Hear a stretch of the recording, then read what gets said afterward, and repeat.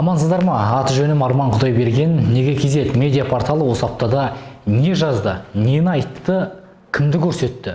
Осыған шолу жасаймыз. Сайтта жарияланған мақалалардың ішінен 6 түрлі жазбаға ерекше тоқталғым келіп отыр. Алғашқысы, биыл тегін пәтер аласыз. Неге кезет тілшісі жұрт біле бермейтін әдістерді бір жерге жинақтап жазды. Сайтқа кіріп мақаланы оқысаңыз, осы жылы баспаналы болып қалуыңыз мүмкін. Башконың жұмыртқасы.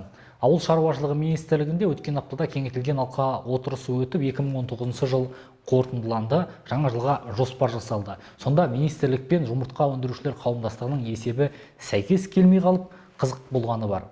Бұл жайлы да Неге кезет сайтынан оқисыздар. Музыкалық культураны қатырдық, физический культура оңбай тұр деген Бекболат Тілеуханның мінберден айтқан мәлімдемесі апта ішінде кеңінен көп талқыланған жайт болды. Депутаттың соңындағы айтпағы бұқаралық спорт дамуы керек.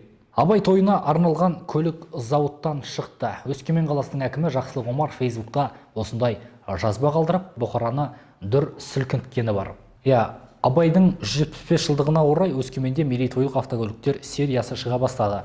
Біздің бастамамызға қолдау білдірген Азия авто акционерлік қоғамының басшылығына алғыс білдіремін. Өскемен қаласының әкімі Жақсылық Омар осылай жазды. Жас Алашта тағы бас редактор ауысты. Ғасырға жуық тарихы бар Жас Алаш газетінде соңғы уақытта бас редактор тұрақтамай қойғаны бар. Жақында ғана тағайындалған Инга Иманбай да қызметтен кетті. Сенімді ақпарат көзінің айтуына қарағанда, Инга Иманбайға 1 ай сынақ мерзімі берілген екен. Оның орнына кім келді? Қайрат Матреков, мамандығы бойынша педагог. Бұған дейін бірқатар мекемелердің баспасөз қызметінде Қастық агенттігінде жұмыс істеген. Абаевтың орынбасары құмар ойынға жақын ба?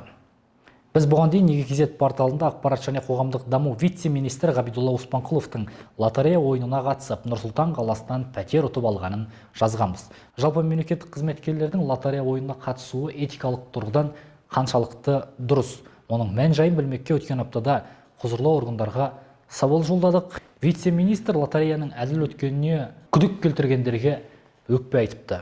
Бізге оның өкпесі орынсыз көрінді. Сейсенбі күні жарияланған басты жазбамыздың бірі қазақ әлемі Жириновский неге қазақ бола алмады деп аталады. Әзіл шыны аралас қазақтардың арасында 4-ші жүз деген әңгіме бұрыннан бар. Қазақстанда туған, өскен ұлт өкілдерінің арасында қазақ болып кеткендер мен бола алмай кеткендігі бар. Ал осы Жириновский Қазақстанда жүріп неге қазақ бола алмағандығын білгіңіз келсе, мақаланы оқуды ұсынамын. Жарға шыққан жарнама мен алдандым. Әлеумет айдарында шыққан дәл осы мақалада осы күні әлеуметтік желіде жиі жарнама жасап, оның соңы неге алып барып жатқандығы жайлы тілшіміз зерттеу жүргізген, содан оқып мәселенің жай-жапсарын біле аласыздар. Райымқұлова қаржы пирамидасын жарнамалаған жұлдыздар жайлы пікір білдірді. Министр әркімнің өз құқығы бар дей келе мәдениет өкілдеріне не жарнамалап, не айтып жатқандығына абай болуға шақырды. Қоғам белсендісі Дулат Ағаділ елордада абақтысында жұмбақ жағдайда қаза болды. Билік зорлық-зомбылықты терістеп, өлім себебін жүрек қан тамыр жетіспеушілігі деп атап отыр. Неге кезет тілшісі Дулат Ағаділдің осыған дейінгі саяси өмірін тізіп жазып шыққан болатын, оқып шығуға кеңес беремін. Әлемдік экономикаға ауыр соққы болып тиген коронавирус бір күн ішінде 139 миллиард шығын келтіріп отыр. Бұл тұрғыда айтарымыз, Қазақстандағы ең бай 50 адамның бар қаржысын қосқанда 28 миллиардтан әрең асып жығылады екен. Арғы жағын өздеріңіз пайымдай беріңіз. Сәрсенбінің таңында Алтынбек Сәрсенбайұлының туысына қысым жасаған генералдар кім деген тақырыппен арнайы сұхбат шықты. Бұл қаншалықты рас? Шынымен де билік тарапынан Сәрсенбаевтар әулетіне қысым жасалып жатыр ма? Жасалса, кімге жасалып жатыр? Қандай себеппен? Біз бұл сұрақтарды Жас Алаш газетінің бұрынғы бас редакторы, қоғам қайраткері Рысбек Сәрсенбайұлына қойдық.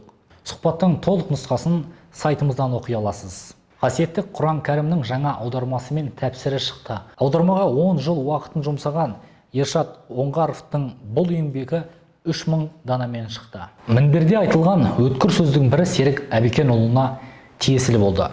Лада Грантаға Абай 175 дегенді жапсырып жатқандарын естіп шок болдым. Менің біздің айтқанымыз, арманымыз отандық, өзіміз ойлап тапқан авто еді. Toyota Тұлпар, Mercedes сәйгүлік, Subaru Дүлдүл, тағы басқа десек, Бізде жиналатын лада деген есек. Абайды қара есекке қалай мінгіздіңдер қиып деп ашынады журналист. Автокөліктердің VIP нөмірі қанша тұрады? 2020 жылы айлық есептік көрсеткіш мөлшері өскендіктен автокөліктердің VIP нөмірлері де қымбаттаған және сұраныста азайған сыңайлы. Бұл жайында Негізет сайтында.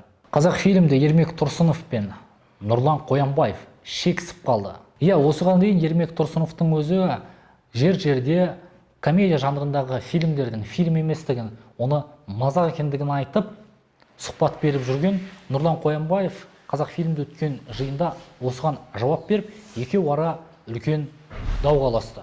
Кредит алып баюға бола ма? Сенсеңіз, осыған дейін несие рәсімдеп байып кеткен адамдар аз емес. Олар гиперинфляция, яғни 1991-1998 жылдар аралығында несие рәсімдеп, олардың алған қомақты қаржысы арадан көп өтпей жатып, тиынға айналғаны бар. Ал қазір кредит алып баюға бола ма? Негізет тілшісі сізбен бізге бұрын соңды айтылмай келген несие алып баюдың бар құпиясын ашты. Алматыда белсенділер прокуратура алдына жиналды. Елордада қаза болған қоғам белсендісі Дулат Ағаділдің ісі әділ тексерілуі керек деген белсенділер 22 ақпандағы митингте ұсталғандарды босатуын талап етті. Осы жайлы арнайы фоторепортажымыз да бар, сайтымызға кіріп көріңіздер. Нұрсұлтанның қақ ортасынан динозаврдың қаңқасы табылды. Негізет порталы Нұрсұлтанның қақ ортасынан біздің заманымызға дейінгі пәлен байыншы 1000 жылдықта өмір сүрген алып динозаврдың қаңқасын тапты. Ұзындығы 22 шақырым болатын алып қаңқаның желке тұсынан бастап құйрығына дейін 18 өркеші, жер астында жатқан қаптаған көп қабырғалары сақталған. Әлгі өркештері жер бетінен 5,5 метр биіктікте тұр. Қалалық әкімшіліктің мұны бұрын қалай байқамағанына таңымыз бар. Жеңіс Қасымбек қаржы үнемдеуді біле ме? Президент Қасым-Жомарт Тоқаевтың тиімсіз шығындарды қысқарту туралы 24 қаңтардағы тапсырмасынан соң облыс әкімдіктері бюджетін қайта қарай бастады. Үкіметтің кеңейтілген отырысынан кейін іле-шала әкімдіктерге жолданған ресми сауалымызға жауап келіп жатыр. Бақ туралы заңды құрметтейтін, журналистермен тату-тәтті тұрғысы келетін әкімдіктер жауабын әлде қашан жіберіп қойды. Ал заңды заң деп білмейтіндер әрнені сылтау өтіп әлі жүр. Жұмадағы жаңалықтар легін жағымды жайтпен бастадық. Димаш десе қазір елеңдемейтін жан кемде-кем. Нью-Йорктегі атақты ареналардың бірінде орналасқан галереяда отандасымыздың суреті пайда болды деп сүйіншіледік. Естімеген жандар болса сүйіншіні лайк арқылы қалдыра алады. Димашқа қатысты тағы бір ақпарат. Отандасымыз 22-24 мамыр аралығында Токиода өтетін джаз фестиваль жобасына қатысатыны мәлім болды.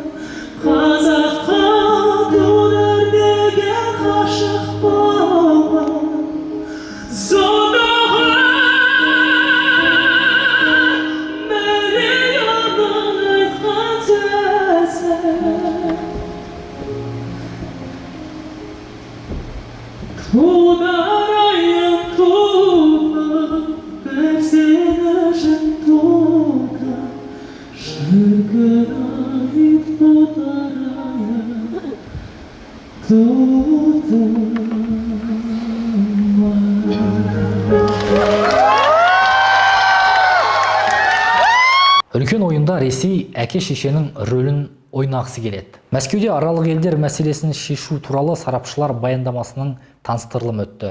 Балаларға қойылатын талап ештеңені бүлдірмей тыныштық сақтап отырса болғаны. Орталық Азия алып империялардың көз құртына айналып деген пікір бұрыннан бар.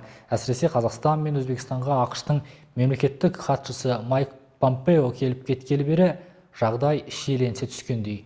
Негізет тілшісі саясаттанушы Досым Сәтбаевтан осы мәселе төңірегінде арнайы сұхбат алды. Наурыз мейрамын 9 күн тойлаймыз. 14 наурыз көрісу күнімен басталған мейрам шежіре күніне, одан әрі жайлау, сосын егістер күніне ұласады. Тағы қандай мерекелер барын сайтымыздан оқыңыздар. Осымен шолуымыз тәмам. келер аптада жолыққанша аман болыңыздар. Құдай берген армандарыңыз орындалсын.